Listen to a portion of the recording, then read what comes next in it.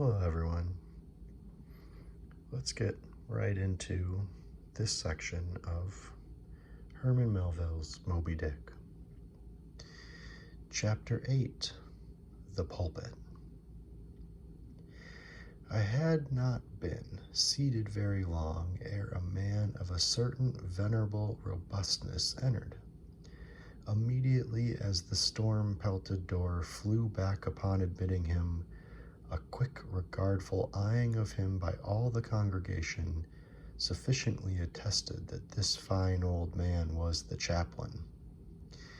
Yes, it was the famous Father Mopple, so called by the whalemen, among whom he was a very great favorite.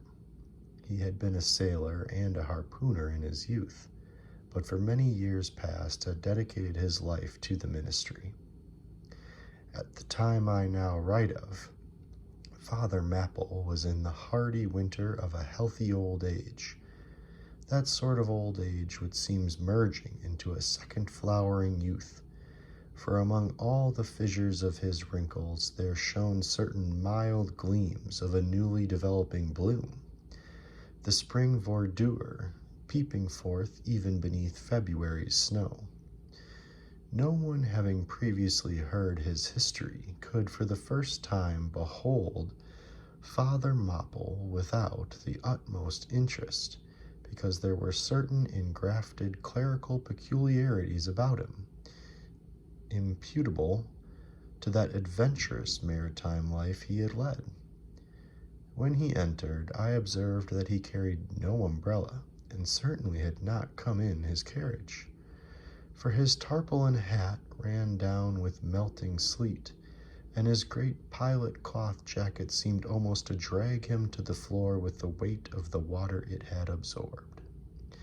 However, hat and coat and overshoes were one by one removed and hung up in a little space in an adjacent corner, when arrayed in a decent suit he quietly approached the pulpit. Like most old-fashioned pulpits, it was a very lofty one, and since irregular stairs to such a height would, by its long angle with the floor, seriously contract the already small area of the chapel, the architect, it seemed, had acted upon the hint of Father Mopple, and finished the pulpit without a stairs, substituting a perpendicular side ladder like those used in mounting a ship from a boat at sea. The wife of a whaling captain had provided the chapel with a handsome pair of red worsted man-ropes for this ladder, which, being itself nicely headed and stained with a mahogany color, the whole contrivance, considering what manner of a chapel it was, seemed by no means in bad taste.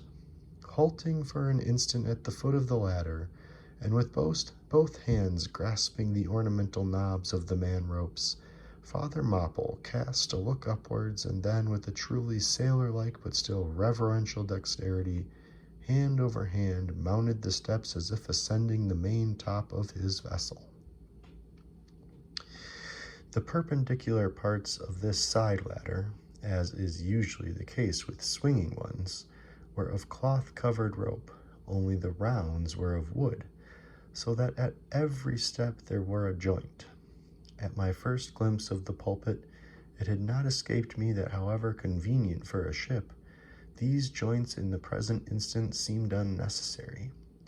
For I was not prepared to see Father Mopple, after gaining the height, slowly turn round and, stooping over the pulpit, deliberately drag up the ladder step by step till the whole was deposited within, leaving him impregnable in his little Quebec. I pondered some time without fully comprehending the reason for this. Father Mopple enjoyed such a wide reputation for sincerity and sanctity that I could not suspect him of courting notoriety by any mere tricks of the stage. No, thought I, there must be some sober reason for this thing. Furthermore, it must symbolize something unseen. Can it be, then, that by that act of physical isolation he signifies his spiritual withdrawal for the time from all outward worldly ties and connections? Yes, for replenished with the meat and wine of the word, To the faithful man of God, this pulpit I see is a self-containing stronghold, a lofty Ehrenbreitstein, with a perennial well of water within the walls.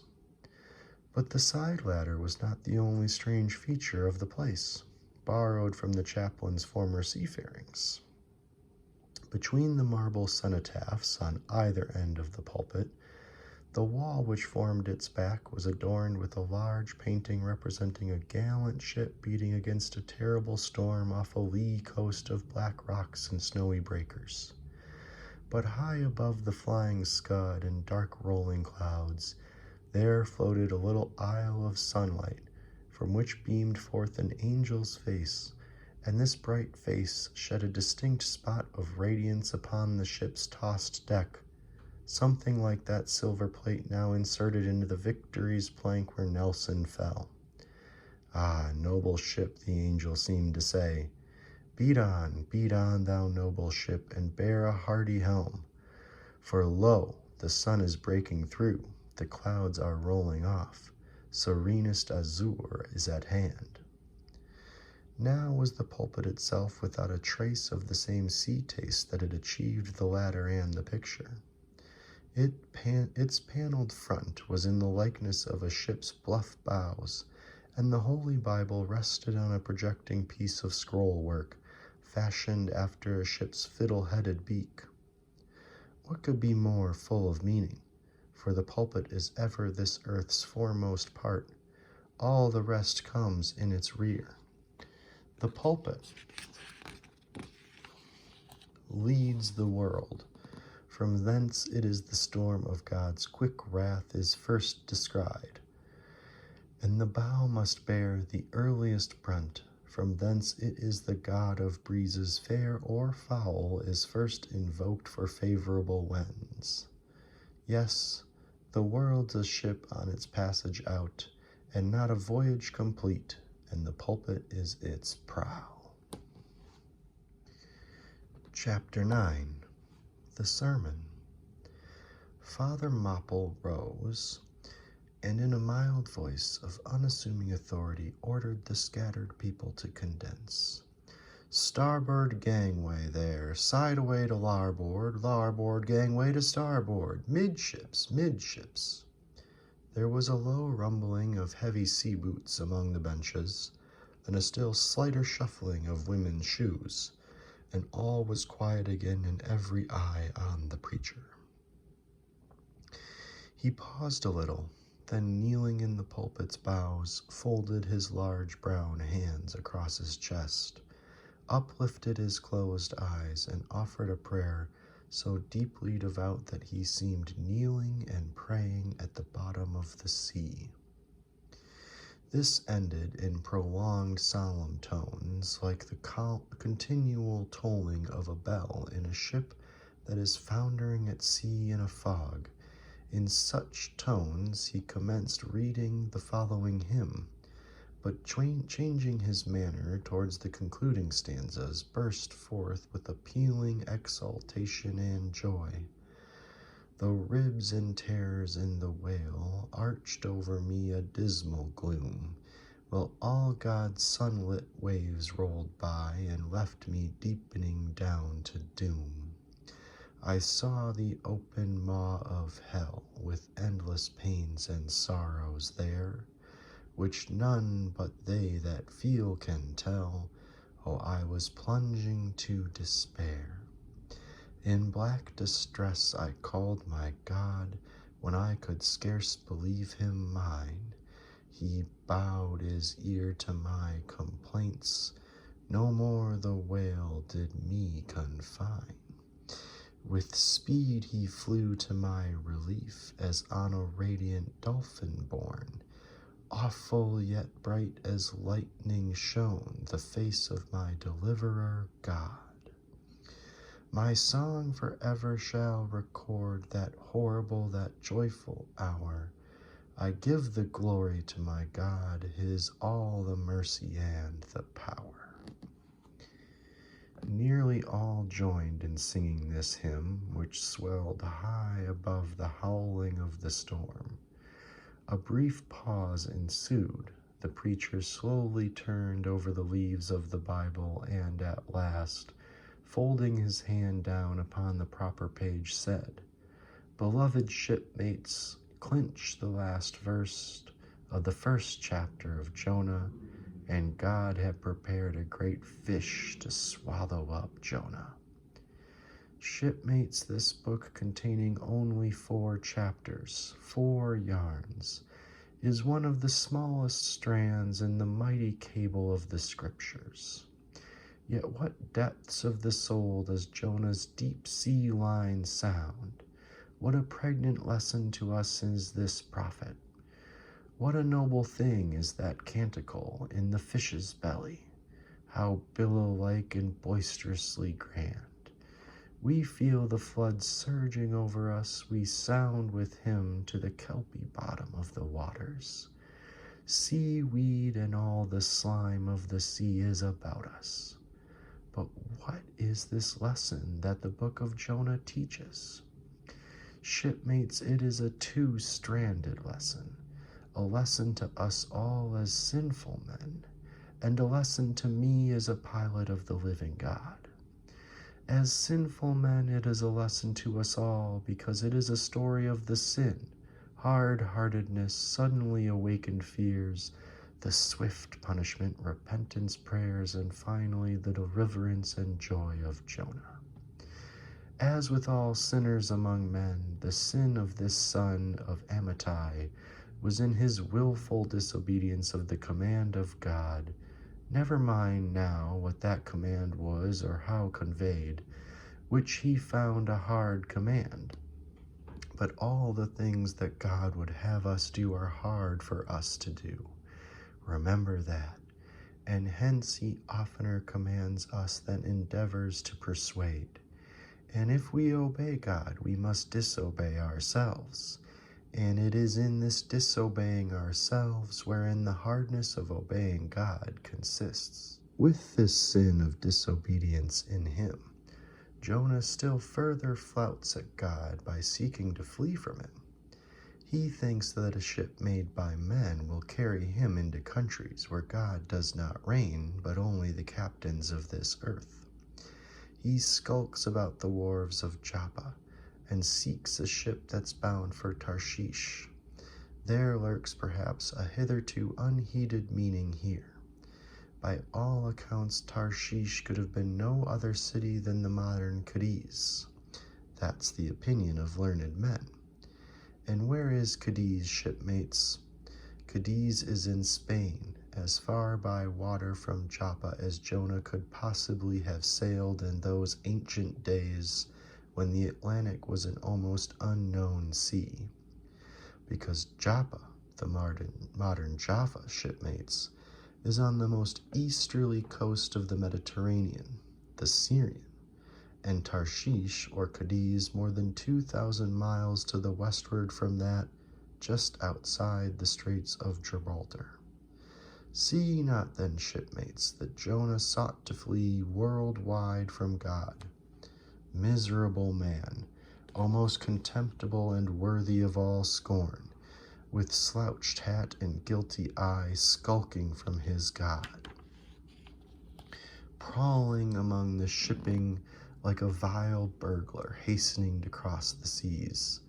So disordered, self-condemning is his look, that had there been policemen in those days, Jonah, on the mere suspicion of something wrong, had been arrested ere he touched a deck. How plainly he's a fugitive. No baggage, not a hat box, valise, or carpet bag. No friends accompany him to the wharf with their adieu. At last, after much dodging search, he finds the Tarshish ship receiving the last items of her cargo, and as he steps on board to see its captain in the cabin, all the sailors for the moment desist from hoisting in the goods to mark the stranger's evil eye. Jonah sees this, but in vain he tries to look all ease and confidence, in vain essays his wretched smile. Strong intuitions of the man assure the mariners he can be no innocent.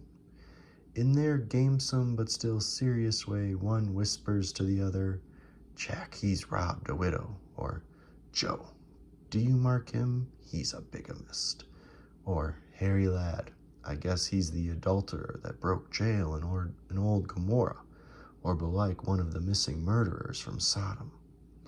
Another runs to read the bill that's stuck against the spike upon the wharf to which the ship is moored, offering 500 gold coins for the apprehension of a parricide, and containing a description of his person. He reads and looks from Jonah to the bill, while all his sympathetic shipmates now crowd round Jonah, prepared to lay their hands upon him.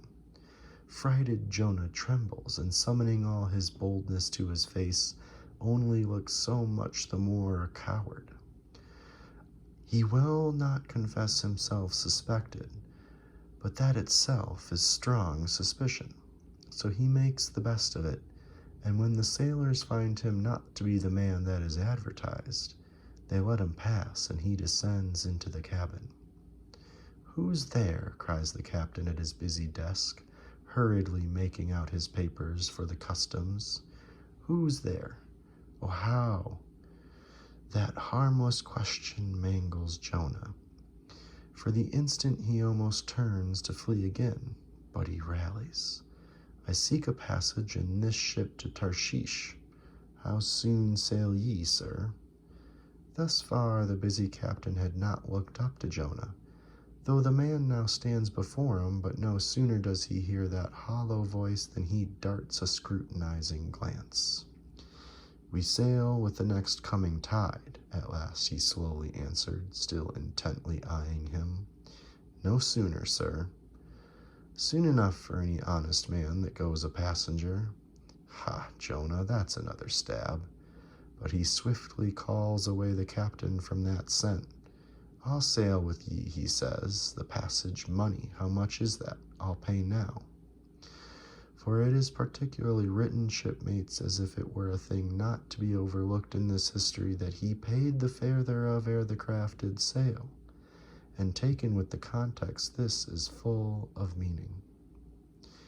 Now Jonah's captain's shipmates was one whose discernment detects crime in any, but whose cupidity exposes it only in the penniless. In this world, shipmate, sin that pays its way can travel freely and without a passport, whereas virtue, if a pauper, is stopped at all frontiers. So Jonah's captain prepares to test the links of Jonah's purse ere he judge him openly. He charges him thrice the usual sum, and it's assented to. Then the captain knows that Jonah is a fugitive, but at the same time resolves to help a flight that paves its rear with gold. Yet when Jonah fairly takes out his purse, prudent suspicions still molest the captain. He rings every coin to find a counterfeit. "Not a forger anyway," he mutters, and Jonah is put down for his passage. "Point out my stateroom, sir," says Jonah now. "I'm travel-weary. I need sleep." "Thou look'st like it," said the captain. "There's thy room." Jonah enters and would lock the door, but the lock contains no key.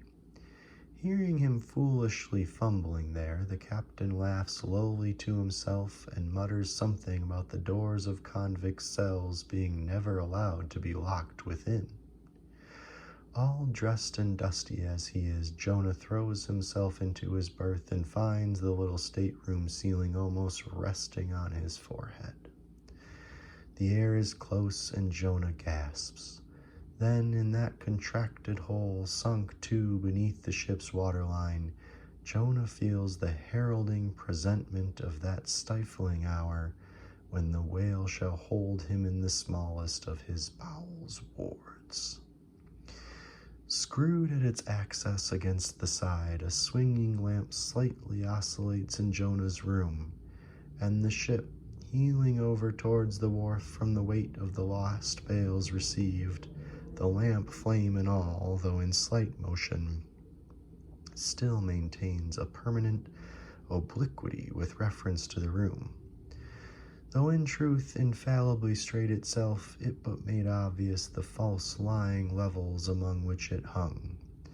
The lamp alarms and frightens Jonah, as lying in his berth his tormented eyes roll round the place, and this thus far successful fugitive finds no refuge from his restless glance.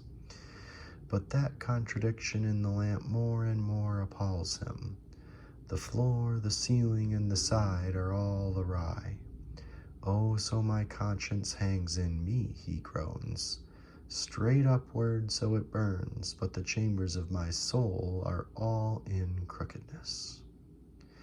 Like one who after a night of drunken revelry hides to his bed, still reeling but with conscience yet pricking him, as the plungings of the Roman racehorse but so much the more strike his steel tags into him, as one who in that miserable plight still turns and turns in giddy anguish, praying God for annihilation until the fit be past.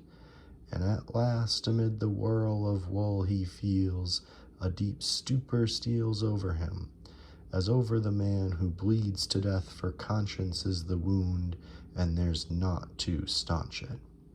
So after sore wrestlings in his berth, Jonah's prodigy of ponderous misery drags him drowning down to sleep.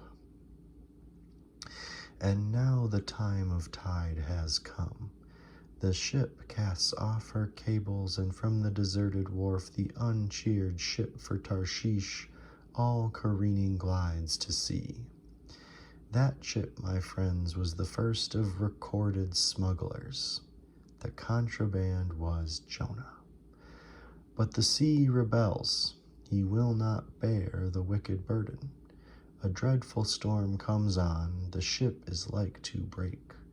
But now when the boatswain calls all hands to lighten her, when boxes, bales, and jars are clattering overboard, when the wind is shrieking and the men are yelling and every plank thunders with trampling feet right over Jonah's head, in all this raging tumult, Jonah sleeps his hideous sleep. He sees no black sky and raging sea, feels not the reeling timbers, and little hears he or heeds he the far rush of the mighty whale, which even now with open mouth is cleaving the seas after him. Aye, shipmates, Jonah was gone down into the sides of the ship, a berth in the cabin as I have taken it, and was fast asleep. But the frightened master comes to him and shrieks in his dead ear, "What meanest thou, O sleeper? Arise!" Startled from his lethargy by that direful cry, Jonah staggers to his feet and stumbling to the deck grasps a shroud to look out upon the sea. But at that moment he is sprung upon by a panther billow leaping over the bulwarks.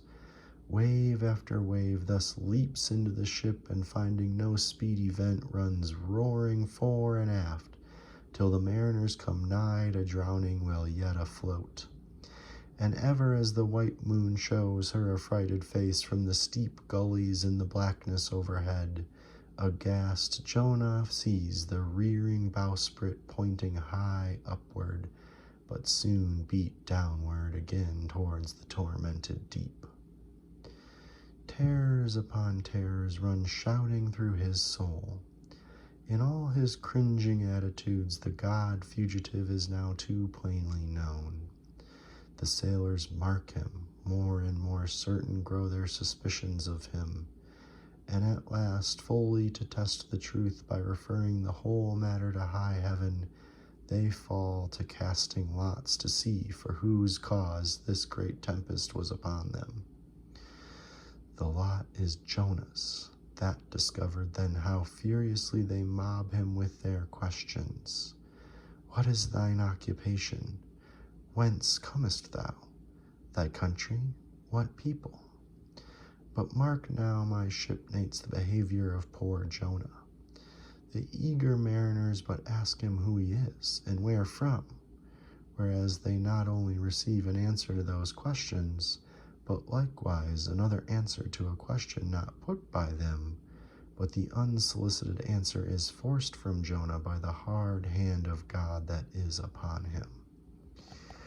I am a Hebrew, he cries, and then, I fear the Lord, the God of heaven, who hath made the sea and the dry land. Fear him, O Jonah. Aye, well, mightst thou fear the Lord God then. Straightway he now goes on to make a full confession, whereupon the mariners become more and more appalled, but still are pitiful. For when Jonah, not yet supplicating God for mercy, since he but too well knew the darkness of his deserts, then wretched Jonah cries out to them to take him and cast him forth into the sea, for he knew that for his sake this great tempest was upon them. They mercifully turn from him and seek by other means to save the ship, but all in vain. The indignant gale howls louder. Then with one hand raised invokingly to God, with the other they not unreluctantly lay hold of Jonah.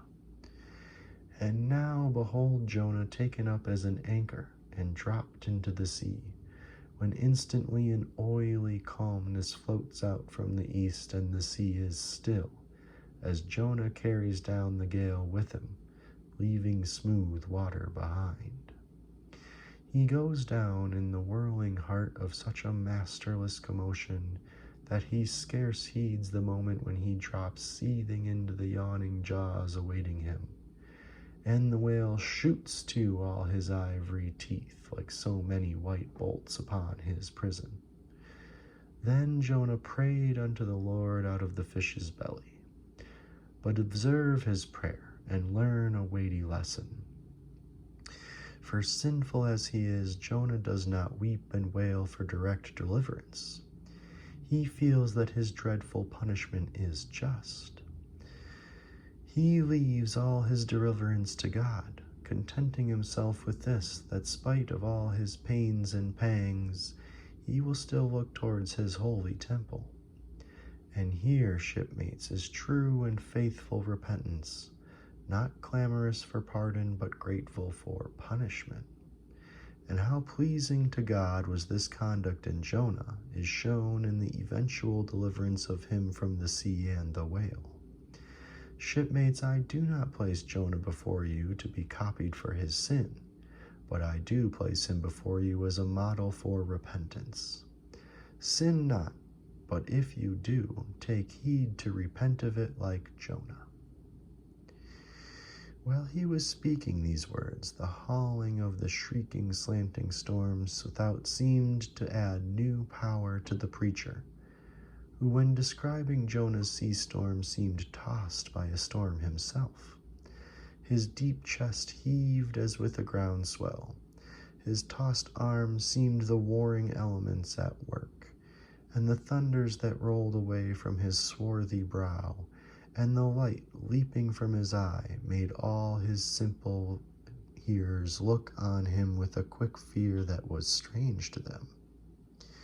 There now came a lull in his look, as he silently turned over the leaves of the book once more, and at last, standing motionless with closed eyes for the moment, seemed communing with God and himself.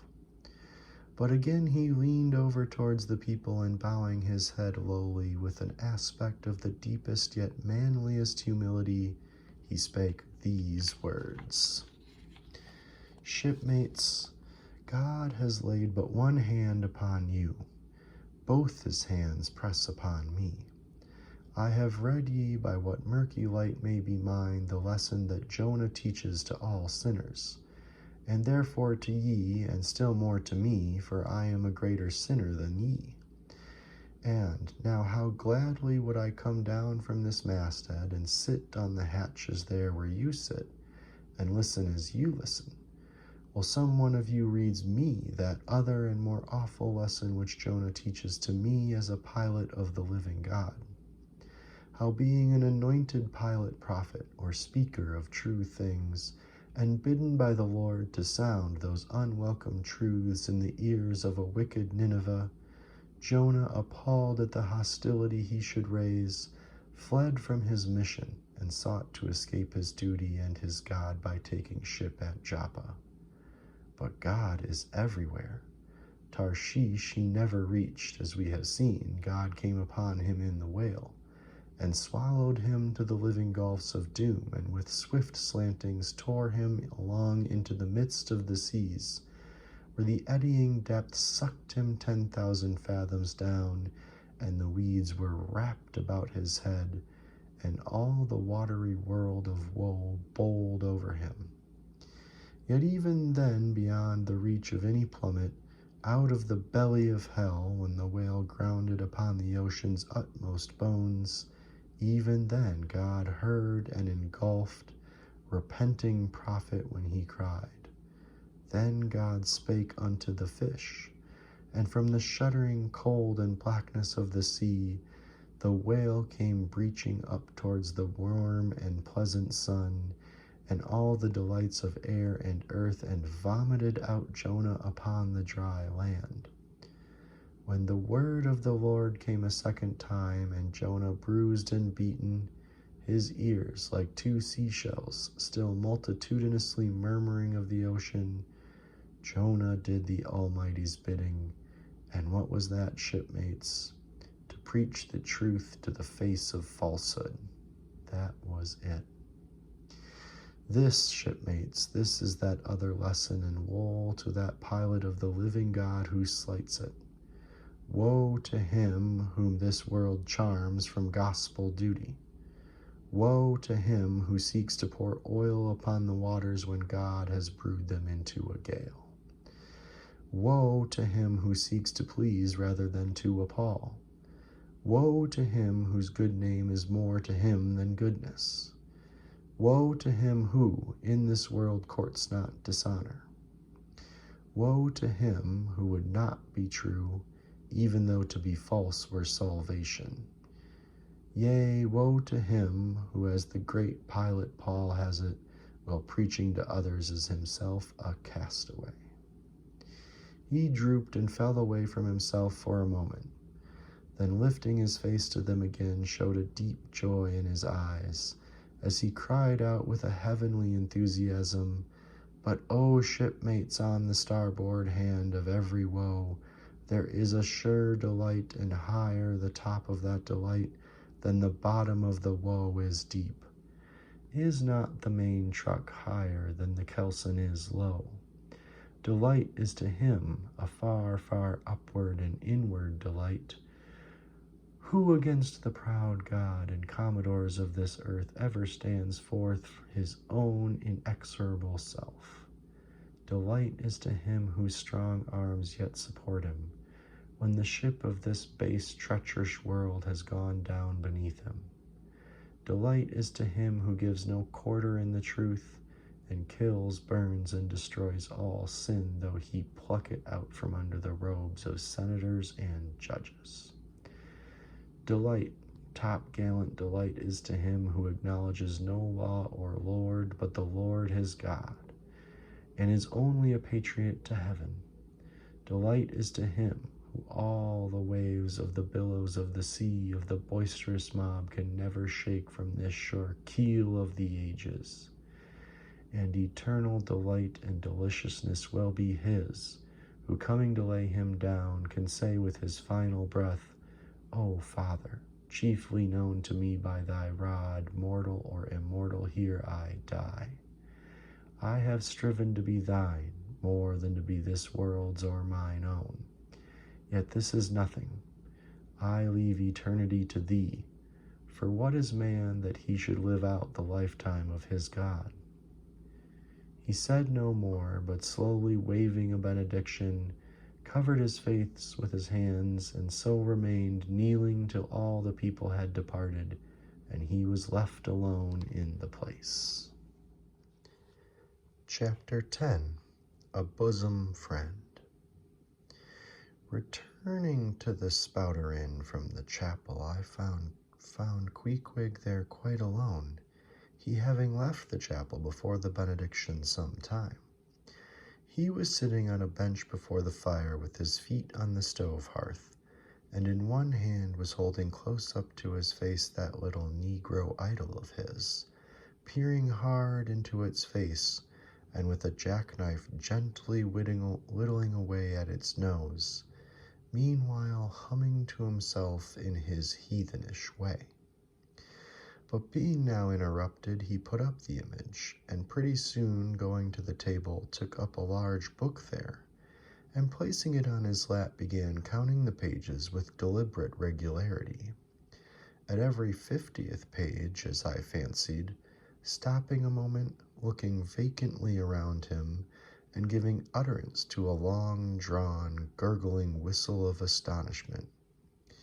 He would then begin again at the next 50, seeming to commence at number 1 each time as though he could not count more than 50, and it was only by such a large number of 50s being found together that his astonishment at the multitude of pages was excited. With much interest I sat watching him. Savage though he was, and hideously marred about the face, at least to my taste, his countenance yet had a something in it which was by no means disagreeable. You cannot hide the soul. Through all his unearthly tattooings, I thought I saw the traces of a simple, honest heart, and in his large, deep eyes, fiery black and bold, there seemed tokens of a spirit that would dare 1,000 devils. And besides all this, there was a certain lofty bearing about the pagan, which even his uncouthness could not altogether maim. He looked like a man who had never cringed and never had had a creditor. Whether it was, too, that his head being shaved, his forehead was drawn out in freer and brighter relief, and looked more expansive than it otherwise would. This I will not venture to decide, but certain it was his head was phrenologically an excellent one. It may seem ridiculous, but it reminded me of General Washington's head, as seen in the popular busts of him. It had the same long, regularly graded, retreating slope from above the brows, which were likewise very projecting, like 2 long promontories thickly wooded on top. Queequeg was George Washington cannibalistically developed. Whilst I was thus closely scanning him, half pretending meanwhile to be looking out at the storm from the casement, he never heeded my presence, never troubled himself with so much a single glance, but appeared wholly occupied with counting the pages of the marvelous book. Considering how sociably we had been sleeping together the night previous, and especially considering the affectionate arm I had found thrown over me upon waking in the morning, I thought this indifference of his very strange. But savages are strange beings. At times you do not know exactly how to take them. At first they are overawing. Their calm self-collectedness of simplicity seems a Socratic wisdom. I had noticed also that Queequeg never consorted at all, or but very little, with the other seamen in the inn. He made no advances whatever, appeared to have no desire to enlarge the circle of his acquaintances. All this struck me as mighty singular, yet upon second thoughts there was something almost sublime in it. Here was a man some 20,000 miles from home, by the way of Cape Horn, that is, which was the only way he could get there, thrown among people as strange to him as though he were in the planet Jupiter, and yet he seemed entirely at ease, preserving the utmost serenity, content with his own companionship, always equal to himself. Surely this was a touch of fine philosophy, though no doubt he had never heard there was such a thing as that. But perhaps to be true philosophers, we mortals should not be conscious of so living or so striving. So soon as I hear that such or such a man gives himself out for a philosopher, I conclude that like the dyspeptic old woman he must have broken his digester. As I sat there in that now lonely room, the fire burning low, in that mild stage when, after its first intensity has warmed the air, it then only glows to be looked at, the evening shades and phantoms gathering round the casements, and peering in upon us silent, solitary twain, the storm booming without. in solemn swells. I began to be sensible of strange feelings. I felt a melting in me. No more my splintered heart and maddened hand were turned against the wolfish world. This soothing savage had redeemed it. There he sat, his very indifference speaking a nature in which there lurked no civilized hypocrisies and bland deceits.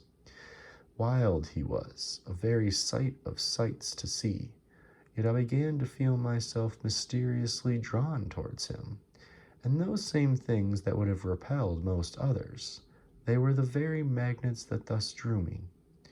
I'll try a pagan friend, thought I, since Christian kindness has proved but hollow courtesy. I drew my bench near him and made some friendly signs and hints, doing my best to talk with him meanwhile. At first he little noticed these advances, but presently, upon my referring to his last night's hospitalities, he made out to ask me whether we were again to be bedfellows. I told him yes, whereat I thought he looked pleased, perhaps a little complimented. We then turned over the book together, and I endeavored to explain to him the purpose of the printing, and the meaning of the few pictures that were in it. Thus I soon engaged his interest, and from that we went to jabbering the best we could about the various outer sights to be seen in this famous town. Soon I proposed a social smoke, and producing his pouch and tomahawk, he quietly offered me a puff. And then we sat exchanging puffs from that wild pipe of his, and keeping it regularly passing between us.